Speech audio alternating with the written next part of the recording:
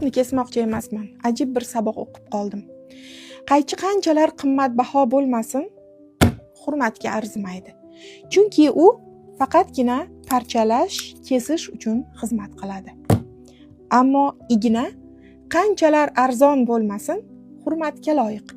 Chunki u bir-biriga ulash uchun xizmat qiladi. Matolarni tikishda bir-biriga ulaymiz, to'g'rimi? Endi keling shuni tafakkur qilib ko'ramiz.